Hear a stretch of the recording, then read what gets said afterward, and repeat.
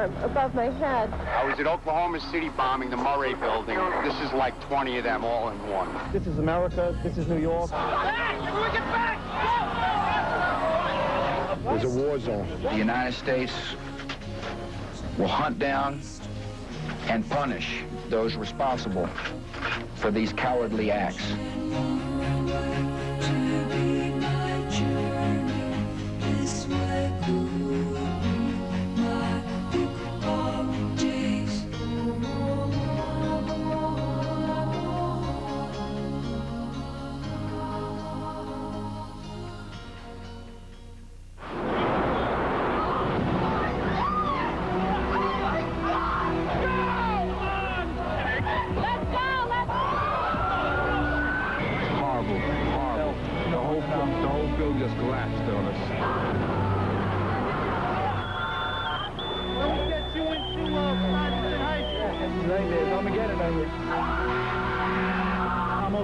I'm okay. It collapsed. The top floors collapsed down.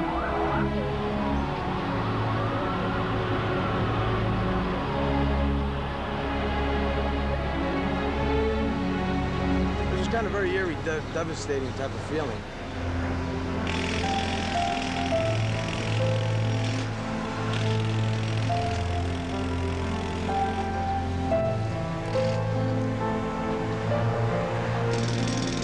I feel fortunate that in my career, most of my career, I've been able to utilize photography.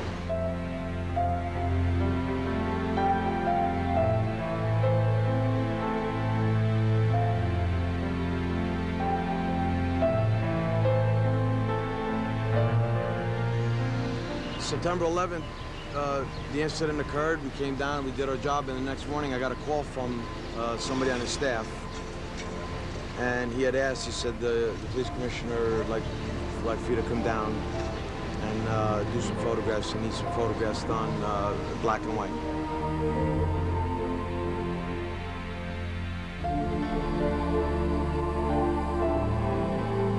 We got in.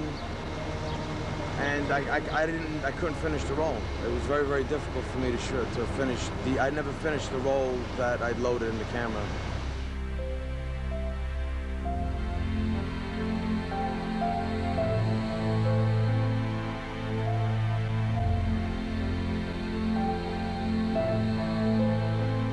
It was very, very sad. I mean, there were firefighters walking, and there were firefighters walking there just. They just walking, they were sobbing.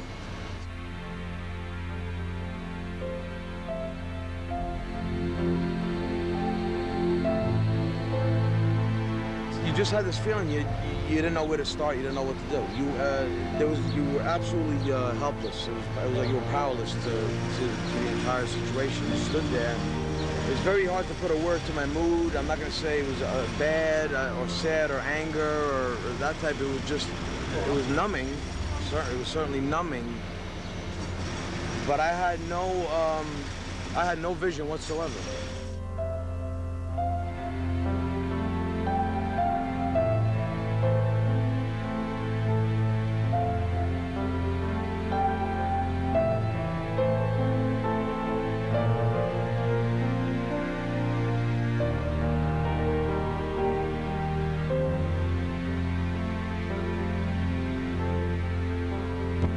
And I want to get 100% of the person. I want 100% of the subject on film. And I feel I accomplished that in that assignment.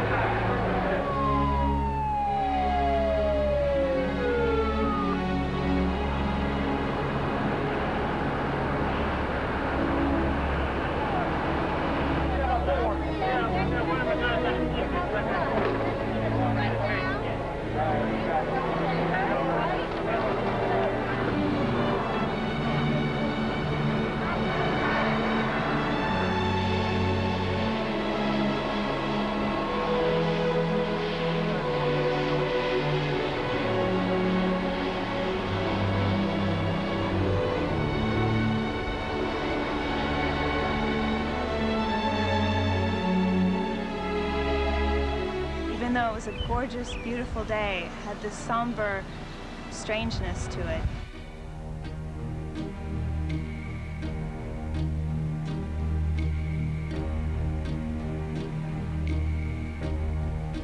Well, as soon as I found out about the Pentagon and the World Trade Center, I got in my car and hopped from my Maryland home into D.C. And as I was entering the city, it was very eerie. The cars were backed up for miles and miles and miles, just leaving the city, a mass exodus.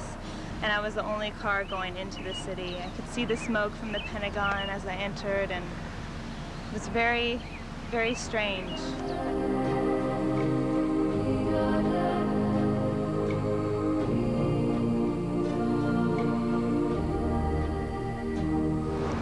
But the traffic was not moving, so I just pulled on the side and left my car and I walked toward here. And there was a lot of people coming my way, people trying to leave the building, and I don't think a lot of people knew exactly how bad was the damage, because some of them seem to be running, some of them seem to be just walking.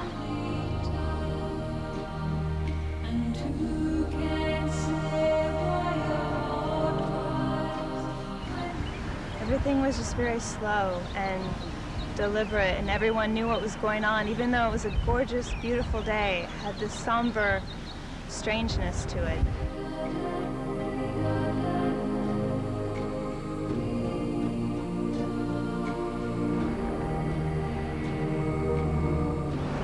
Yeah, you just go and start taking pictures, and but I remember at one point there was this guy who was, his face was burned and he had a collar, and I picked up the camera to take a picture, and he looked at me, and without even saying anything, I could tell that he didn't want me to take the picture. It was something in his face, so I just turned around and I didn't take the picture. But you don't really know what you have until you go back and you see the film, because a lot of times you think you're taking a picture of something and you're actually getting something else.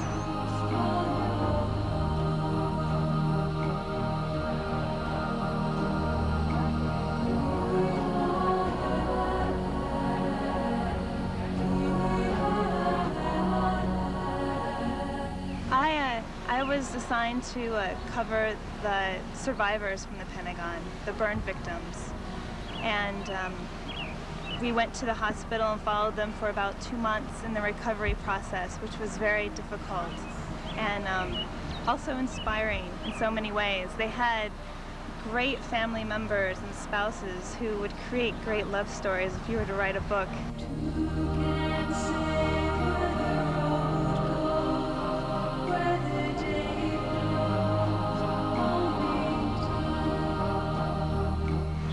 Some moments the pain was so difficult in the recovery process of burns that they just wished they would die.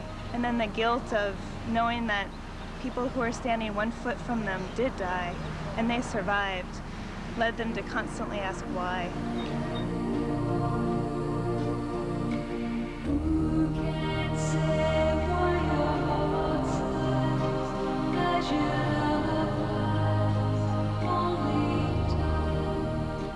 Like 2 nights after 9/11, everybody was working very hard at work in the office, so we decided to go everybody for a drink and talk about it. And then after everybody was ready to get into their cars in the parking lot at the Washington Post, one of the photographers, Dana, she turns around and she said, "Things are never going to be the same." And everybody started crying.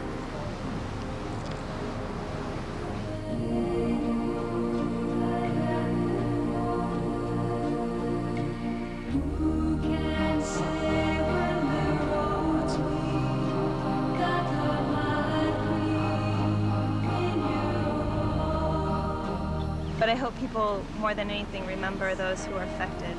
And if our pictures help to do that, then I'm glad.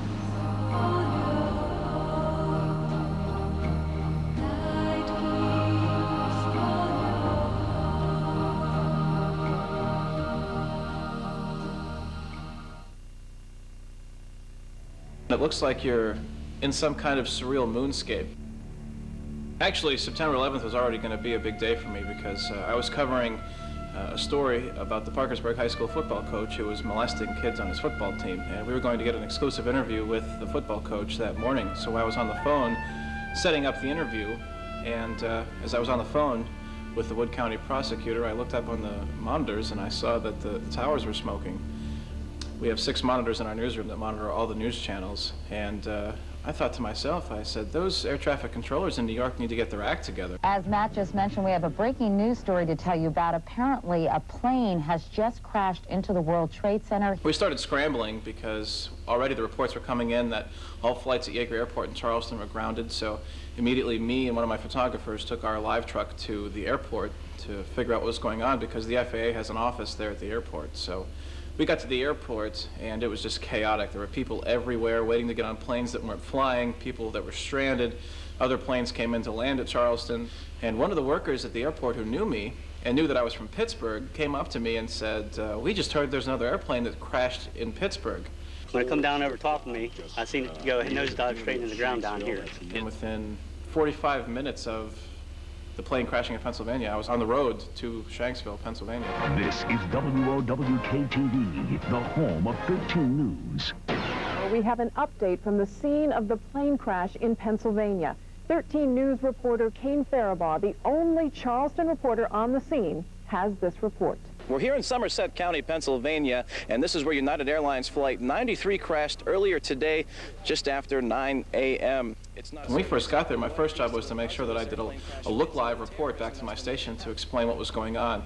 And the information I was giving the viewers was what I had listened to on NPR and what I had got from an initial FBI briefing once we got there. Is it a terrorist attack? Right now we're treating this as a criminal act. Right now we're treating it as a criminal act. When we got there for the first time, you couldn't see much of the airplane. There was nothing left. When it fell from the sky, it completely evaporated and dug a hole about 15 feet deep into the ground, and that was all that was left of the airplane. The reason why it's so hard for investigators to find out what happened here is because there's practically nothing left of the aircraft. That crater you see behind me, where all of those workers are, is the point of impact where the plane fell from the sky, and that is all that is left. We later found out that there was nothing larger than a phone book in size left of the airplane. You get out there too, and it looks like you're in some kind of surreal moonscape. You look down there and there's these guys in these yellow and white hazmat suits cleaning up things, and you really don't get the sense of being at a wreck site until you look up at the tree line beyond these workers, and it's nothing but a charred tree line. Parts of the plane that had burned had fell into the woods beyond the old coal mine where the plane had crashed. When it's difficult to describe the range of emotions everyone feels when they not only learn about these incidents today, but they've actually seen them. There's many things investigators are looking at in this investigation. One is reports of a 911 phone call made by one of the passengers as the airliner was being hijacked. I was definitely energized, and 5 weeks after September 11th, I found myself on the front lines of the war on terrorism on the border of Pakistan and Afghanistan, covering the airstrikes. And here, the bombs falling and the airstrikes going on. Right beside me here, these people are listening to a speech by an Islamic group collecting money and recruiting people to fight in the holy jihad against the Americans in Afghanistan.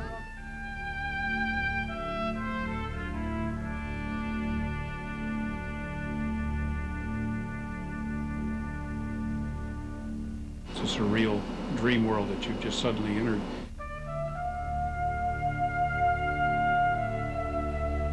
It was a quiet, peaceful fall, as I recall. I think I was watching CNN International, looking for any stories that might affect Europe, and the menu was pretty thin up until the disaster struck. This is a Newsline update. I'm Sergeant Steve German. We break into current news coverage from the United States concerning the attack on the Twin Towers in New York City and the Pentagon in Washington, D.C., with a statement issued by the European Command Chief of Public Affairs, Navy Captain Brian Cullen. The U.S. European Command has, in response to the tragic events of the last few hours in the United States, taken prudent and immediate steps to best ensure the safety and security of U.S. personnel and their families in theater. We started gathering information. How does this affect the various commands? What information, what messages did the commanders need to get out right away? We didn't have scheduled newscasts. We just went in, broke in anytime we had something new to bring to the community. AFRTS facilities throughout Europe have been ordered to shut down for the time being, and all Enjoy tours booked through Sado travel offices have been canceled. UCOM remains in force protection level Delta. Somehow, there didn't seem to be a great deal of concern or nervousness among the people here. I think everybody was really very much tied into getting the job done and getting the information out that we needed to get out. AFN, American Forces Network. The 284th BSB Army Community Service in Gießen and in Friedberg. Radiomoderator Jason Welden ruft The European media, naturally, when something like this happens, something of this staggering proportions, tries to find reaction just like the American media. And of course they have their correspondents in the States, but they also are very keenly interested in what the Americans stationed over here, especially here in Germany, what they think, what they're doing. Gary Bartel. Mr. Bartel, in terms of what's to come, what's the mood among the American soldiers? Are they, and perhaps their families, afraid of an impending war? No, I haven't noticed any fear, per se. The level of support has just been phenomenal. Most of our emails have actually been from Germans telling us how sympathetic they are with me. I've got over 300 emails just on this machine, and that's just the ones that I can track down. We have lots of email addresses of just Germans pouring out this feeling of sympathy and that they are sort of one with us. And frankly, it's overwhelming. Sometimes when you're just doing your job, you don't realize the impact that job can have, especially if you get lucky and you do it right. Our commander has ordered us not to travel to and from work in military clothes. For the average soldier or dependent wondering what's going to happen at the school, what's going to happen at the base, what's going to happen at the commissary, what can I do, where can I go, how can I get answers, and you turn on the radio or watch the TV and we give them some of those answers, how meaningful that can be. We learned that afterwards. They're asking people to be patient. You're watching the American Forces Network. We now return to stateside news coverage in progress.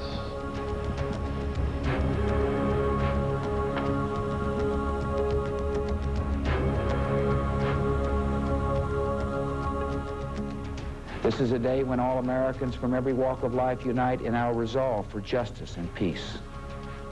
America has stood down enemies before, and we will do so this time. None of us will ever forget this day, yet we go forward to defend freedom and all that is good and just in our world.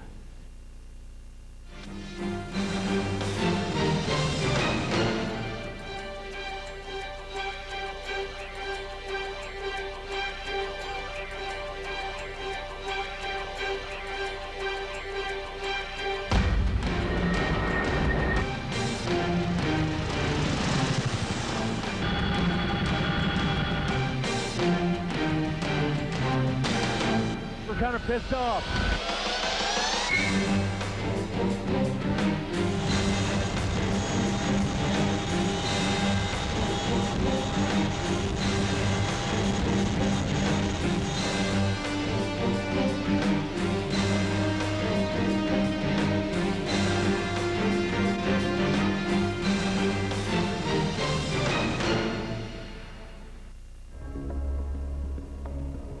Business as usual as we knew it has changed.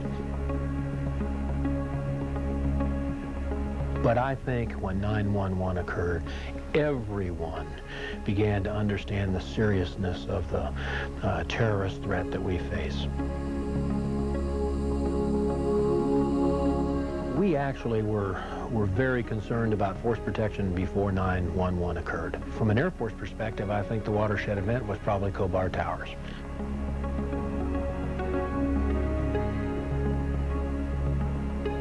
Well, it hasn't changed the mission of use for any, but it's forced us to deploy many more of our resources into a mission we've always had, introduce many of the other soldiers. Who's in charge of our guard point here? We have a more precise focus on taking care of our people, no matter where they are, and their families. homes, riding buses to schools. We've asked more people to come off of their primary jobs in order to provide the type of force protection that it would take at our main gates. We're checking all of the big vehicles coming in. We're going into random access measures to make sure that we're continually stressing the importance of it. But in the end, I think, as much as I would like for us to say that we will again return to some sense of normalcy, the fact is that business as usual as we knew it has changed.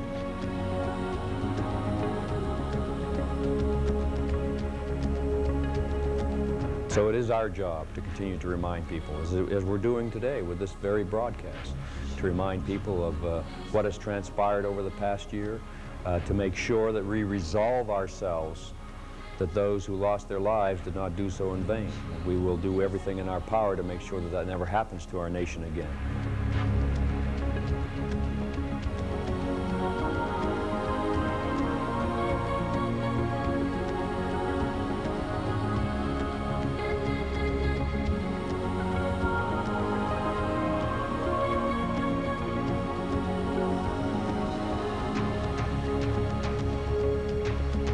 I think that all of us have this sense of higher calling, a sense of duty, a sense of service, because then ultimately, at the end of the day, that's why we're in the Navy, or the Air Force, or the Army, or the Marine Corps, because we have this sense of duty, we have this sense of belonging to something bigger than ourselves, this sense of duty and responsibility, and that has, I think, always carried those of us who serve in these professions, who are attracted to it.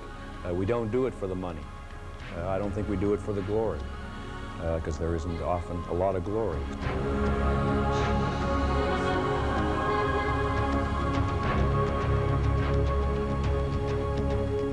Since September 11th, I wanted to become some way a part of what was going on, and I felt that this was good for me to make to be able to make a contribution and be a part. I realized it was going to have an impact on my family, but I just really looked at it as anticipation to be part of the solution here.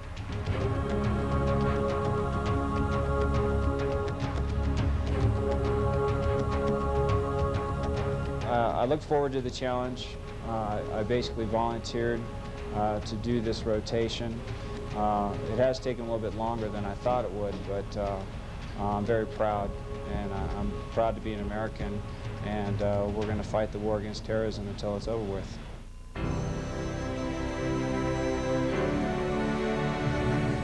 We have found our mission and our moment.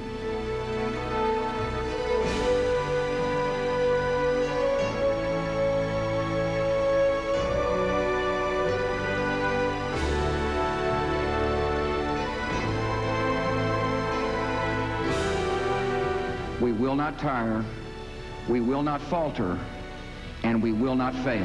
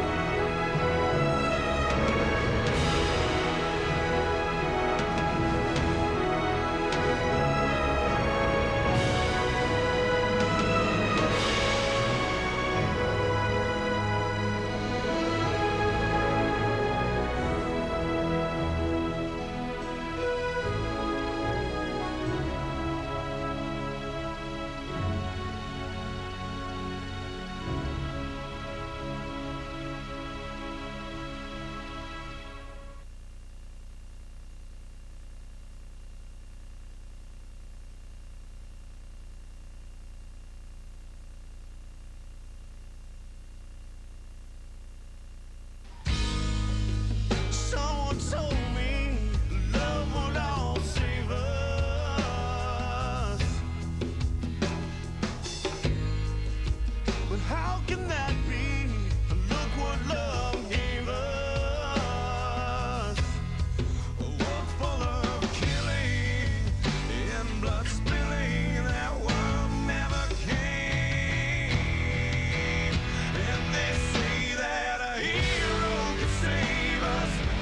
gonna stand here and wait. I'll hold on to the wings of the eagles, watch as we all fly away.